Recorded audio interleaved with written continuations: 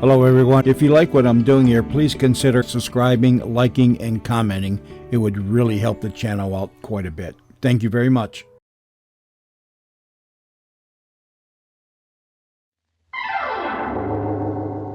Strange Wills.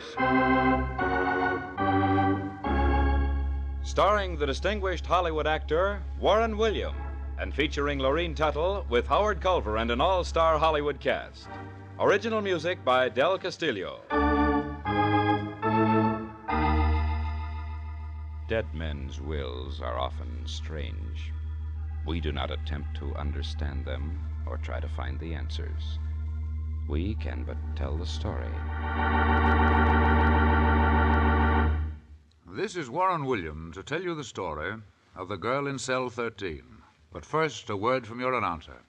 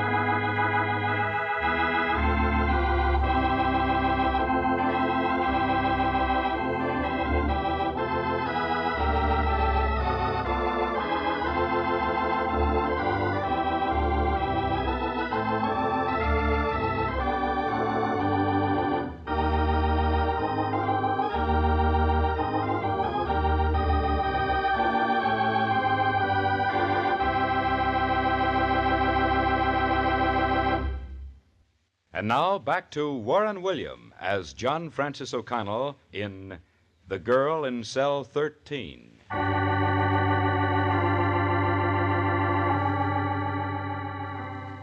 The history of the Tears of the Madonna, the most precious, perfectly matched pair of rubies ever found by man, is as colorful as the gems themselves.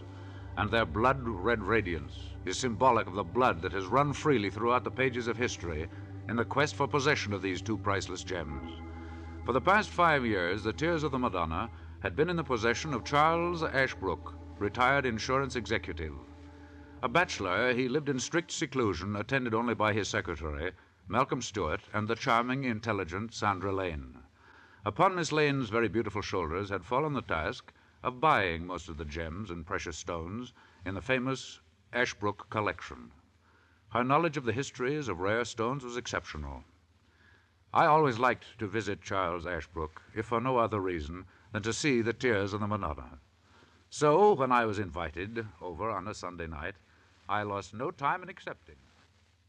Glad to see you, John. Glad to see you. It's quite mutual, Charles, believe me. And how are the tears tonight? The tears? You and the Tears of the Madonna. Well, you're going to be surprised by what I've decided to do with them. Do with them? You don't mean to tell me you intend to sell them? No, not sell. That is farthest from my mind. I'm going to give them away. Oh, now I know you're joking. Why, the tears are worth a king's ransom. Oh, be patient. Wait till I tell you my plan. Then you may comment. I've sent for Sandra. She'll be down in just a moment. I want her to hear what I have to tell you. Well, if it has to do with giving away the Tears of the Madonna, I know she won't like it. She loves those rubies even more than I do. And I have every reason to believe that what you say is true, John. But you see, those rubies don't rightfully belong to me. Don't belong to you? No, let me finish. I'm sorry, Charles. Those rubies haven't belonged to anyone since the year 1200. You see, John, they were stolen from a Lama monastery in high Tibet. Originally, they were the eyes of the goddess Tsingkhapa. One day, a horde of wild horsemen under the leadership of Kublai Khan invaded Tibet. The temple is empty. Everyone has fled.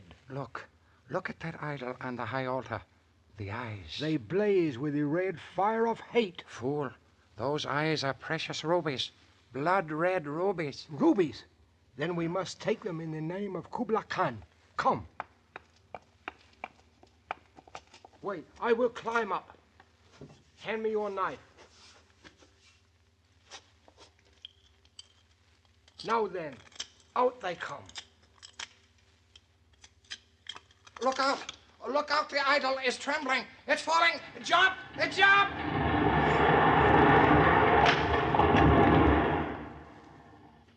Dead. My friend is dead. It is an ill omen. An ill omen.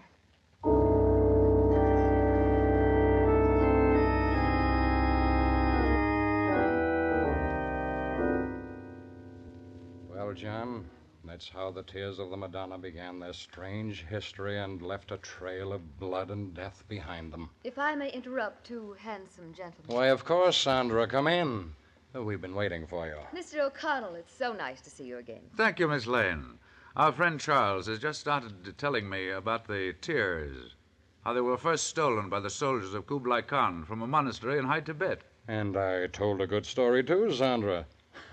In fact, just the way you told it to me. Oh, just as I suspected. Miss Lane is the one who knows all about the tears. Right, John. She can tell you more about these rubies than anyone on Earth. And she took years in putting the story together. You know, John, you wouldn't believe what I'm about to say, but it's true, every word.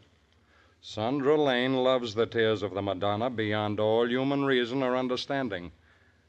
I sometimes wonder what she's going to do when What, Mr. Ashbrook?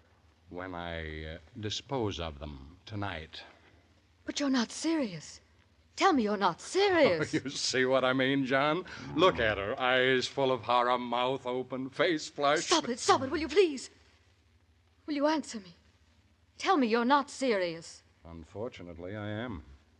Unfortunately for me, and, well, as I see it, even more unfortunately for you, Sandra. That's why I asked John over tonight. You see, John, I'm going to make a will here tonight. My last written declaration. And, well, why should I keep you all in suspense any longer? Pardon me just a moment, please.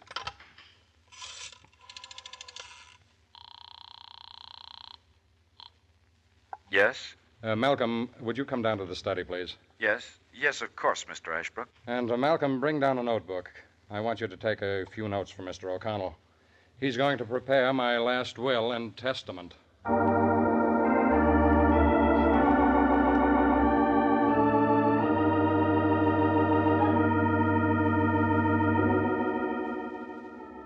Now then, Charles, that brings us down to the last item, the jewels of the Madonna.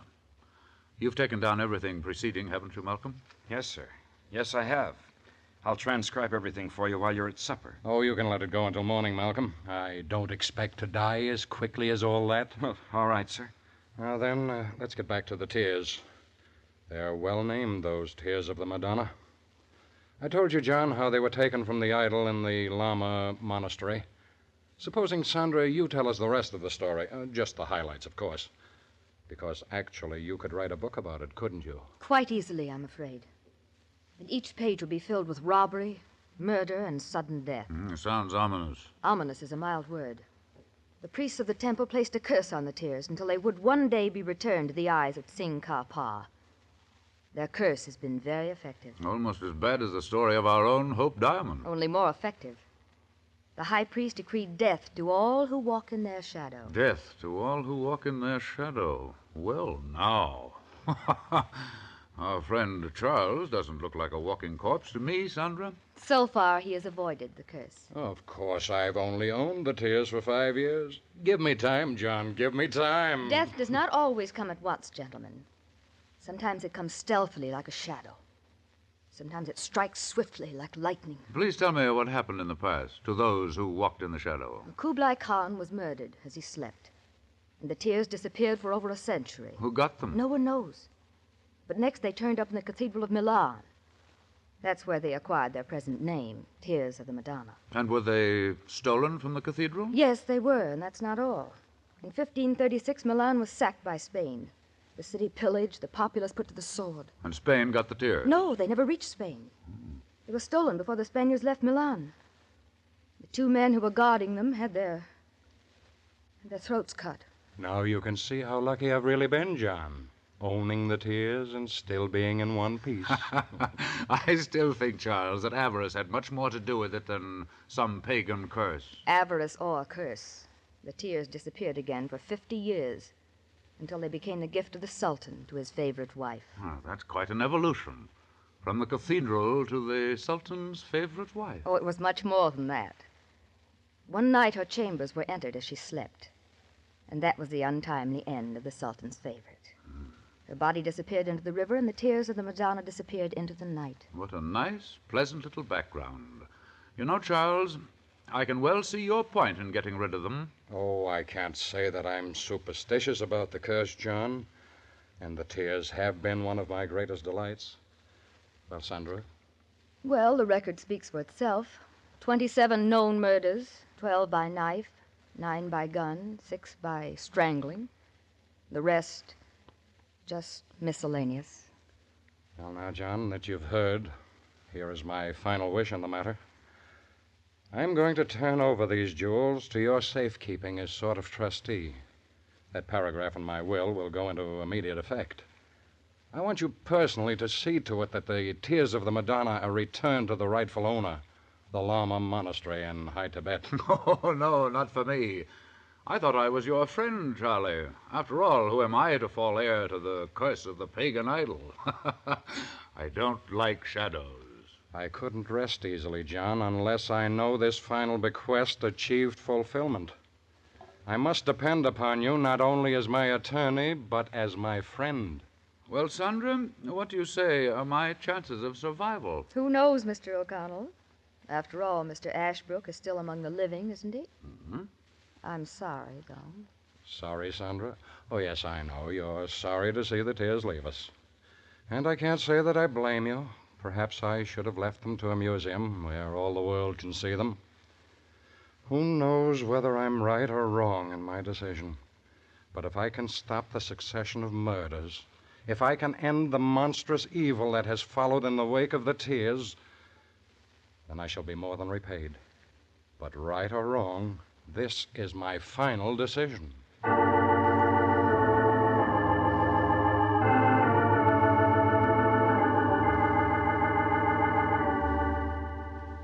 3 days later, the final will of Charles Ashbrook was duly executed. I agreed to meet him at the bank at 2 o'clock, where he was to turn over the tears to my safekeeping. 2 o'clock came and passed, and he'd not arrived. I called his home, but there was no answer. I waited till the bank closed, and Charles Ashbrook had not come. I got into my car and listened to the radio.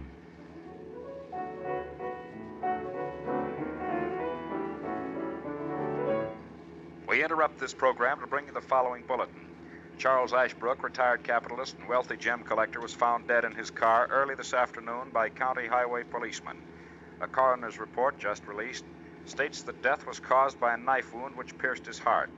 At a late hour, police have advanced no theory as to why Ashbrook was apparently murdered. Charles Ashbrook murdered? I couldn't believe it. Had the curse of sudden death caught up to him? Was this the answer of the pagan goddess Tsingkapa, or the challenge of the deadly sin of greed? I meant to find out. It was high time for action.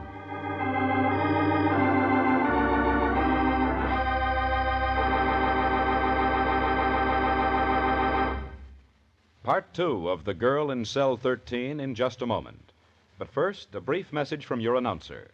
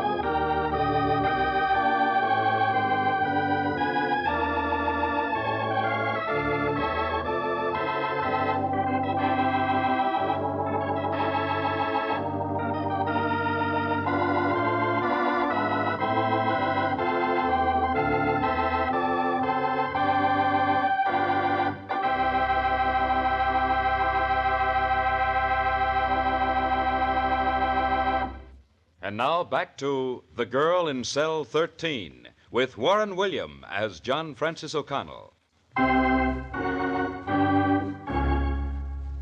Back in my office, I called my old friend, Police Commissioner Holbrook.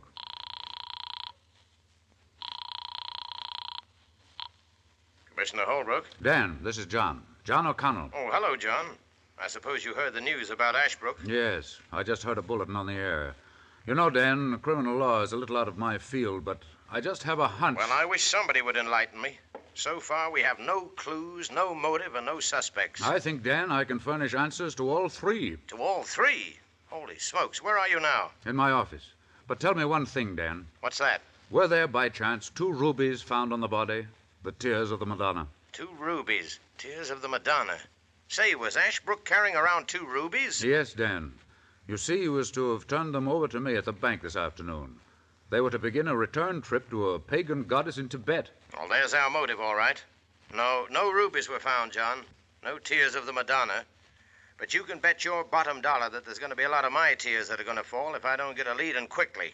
Listen, I'll send a squad car over to pick you up. There's one cruising in your district now. I'll radio him. I'll be ready, Dan. Believe me.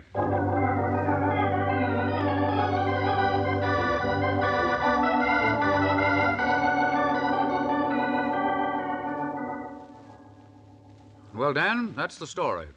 From here on, it's your job. Well, it isn't hard to understand now why Ashbrook was murdered. The motive is as old as Adam, greed. I'll have Stewart and Sandra Lane picked up and brought in for questioning. No doubt they'll have the answers.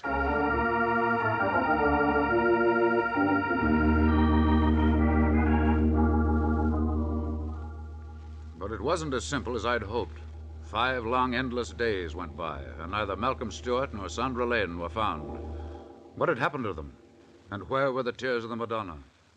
Then, about a week later...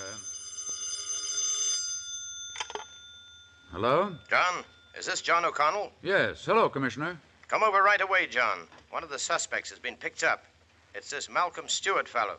The police found him in Texas. Then, so far, not a glimmer. He says he ran away because he had a previous record. Previous record, eh? I'll be right over.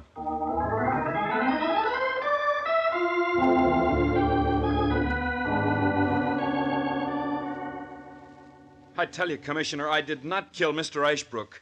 He knew I once served time. I told him all about it. Why should I want to kill him? You know why better than I do, Stewart. The fact remains that you served a 5-year sentence for grand theft. Why shouldn't you want to steal now? Especially when the prize is high.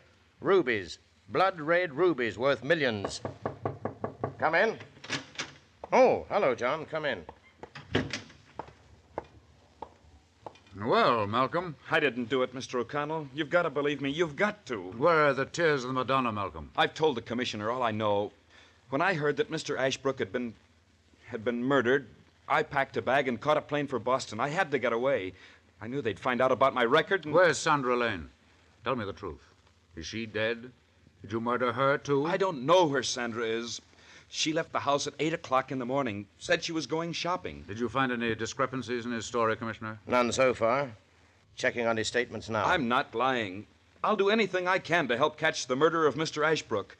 Believe me, Mr. O'Connell, anything.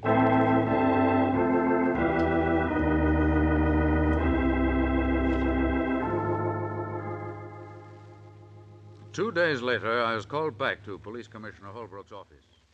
It's no use, John. Fellow is innocent, at least of this murder. We checked his alibi. Everything happened as he stated. What are you going to do with him, Dan? Well, we'll have to let him go. He's got a lawyer who's a writ of habeas corpus coming up in court tomorrow morning. Judge won't keep him on the evidence we've got to offer. No, it's too bad. Any more leads on Sandra Lane? Not a trace. She disappeared completely. We've got to find her, no matter where she's gone, Dan.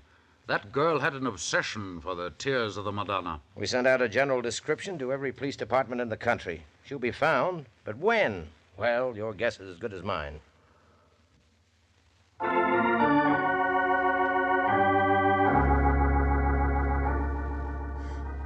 9 months passed, and not a clue was found as to the whereabouts of Sandra Lane. Was she dead? Had she fled the country? Even the police had placed the file among those listed as unsolved cases. Malcolm Stewart, too, had disappeared into the shadows of life. Nor were the tears of Madonna found. They, too, had mysteriously vanished. was a bitter ending for me. Bitter because of the murder of my friend Charles Ashbrook, and doubly so because the pledge I had made to return the jewels to the pagan goddess of High Tibet remained unfulfilled. Had the story ended, well, as I sat in my apartment, late one cold February night, idly listening to the radio, I believed the tears of the Madonna were lost forever.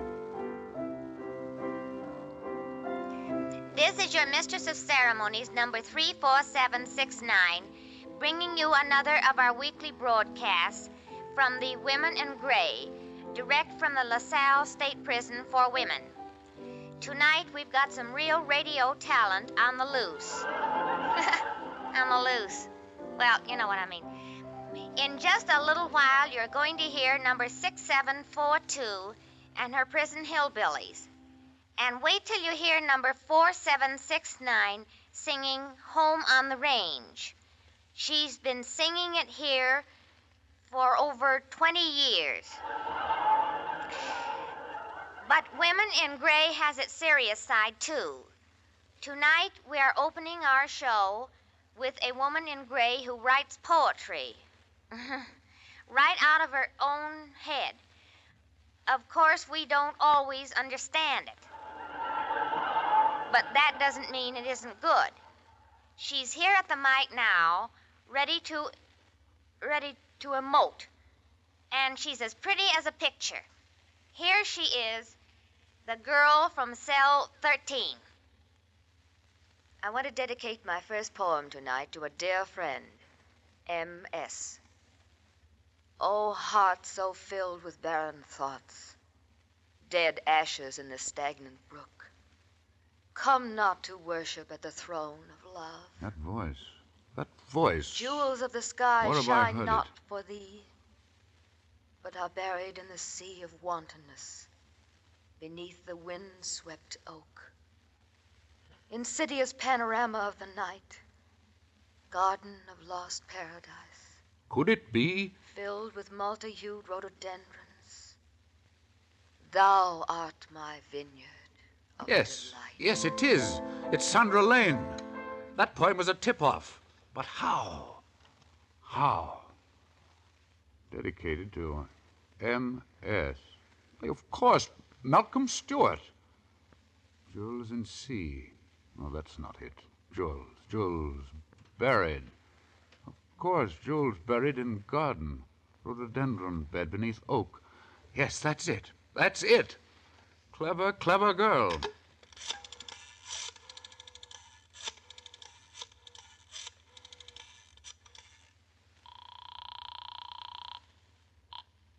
Commissioner Holbrook. Dan, I've got a hot lead in the Ashbrook murder. You have? Listen, send a squad car out to Ashbrook's house immediately. Let no one escape who enters the garden. And have your men guard it with their lives, especially the flower bed. Yes, but can't you give But me... no time to talk now. I'll see you out at the Ashbrook house in 30 minutes.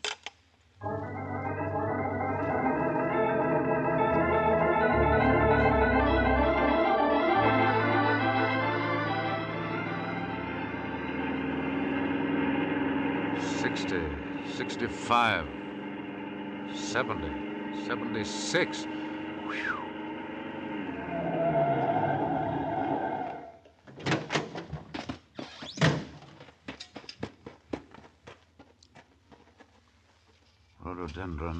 Rhododendrons. Ah, I see someone else listening, too. You can put down your shovel, Stewart, and raise your hands. I'm very willing to shoot you on the spot. Okay, my hands are up, Mr. O'Connell. Well, we've lost, I see. But it was worth it. When you've got a stake of millions, what's a life or two when it's the tears of the Madonna you're after?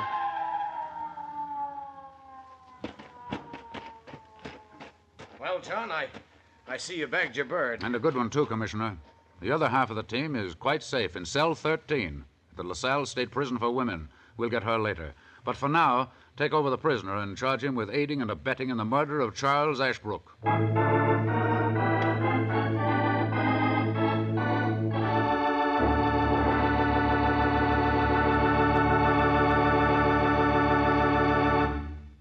Warren William will be back in just a moment to tell you the rest of the story in The Girl in the Cell 13. But first, here is a brief message from your announcer.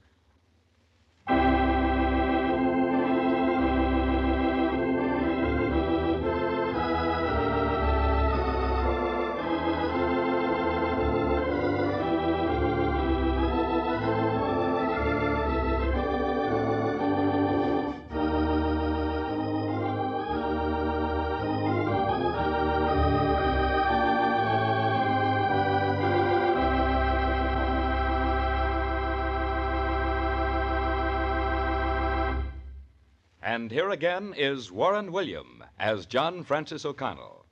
Murder will out is not an idle phrase, but this diabolical plot came within a hair's breadth of success. Sandra Lane and Malcolm Stewart entered into this conspiracy to steal the rubies long before Charles Ashbrook decided to send them back to Tibet. But his decision crystallized their mad plan. It made murder necessary.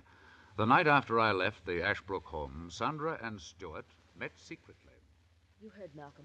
The tears are going to be turned over to Mr. O'Connell. Yes, I know. We must act at once. But what can we do? Leave that to me. I want you to know nothing. Then if the police catch you, you can tell nothing. You must think me a weakling. What you don't know, you can't tell. But you, where are you going? Why won't the police catch you, too, especially if you're... Don't worry, I've thought it all out long ago. The police won't catch me, Malcolm. But if we're separated, Sandra, how will we ever... It may be months, Malcolm, but you'll hear from me. But how, Sandra? How will I ever know where listen to me. There's a radio program called Women in Gray. Women in Gray? I don't understand. Never miss it, Malcolm. Never miss it. And you'll hear from me. And when I do, then we meet... In Buenos Aires, Malcolm. In Buenos Aires. Just as we've always planned.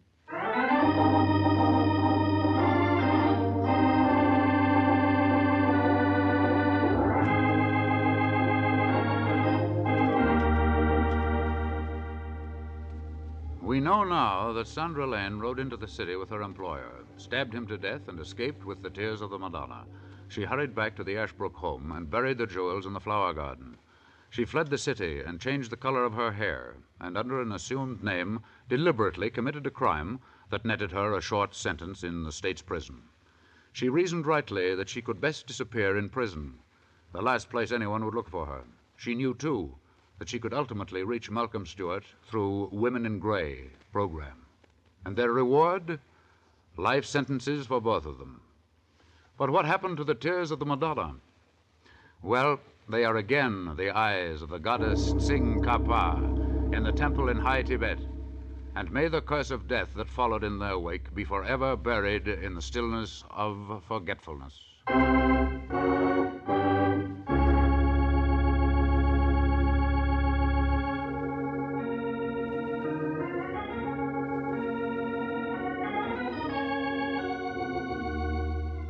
Next week, I'm going to tell you the story about a playwright who never set Broadway on fire because his plays were 50 years ahead of time.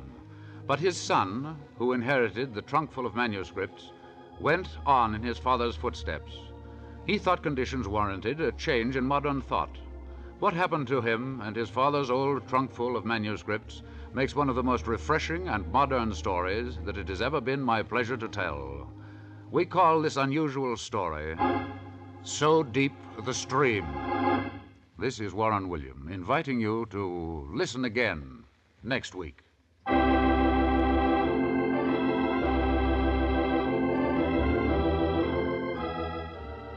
Strange Wills is written by Ken Crepine and directed by Robert Webster Light. Any similarity between names used on this show and those of living persons is purely coincidental.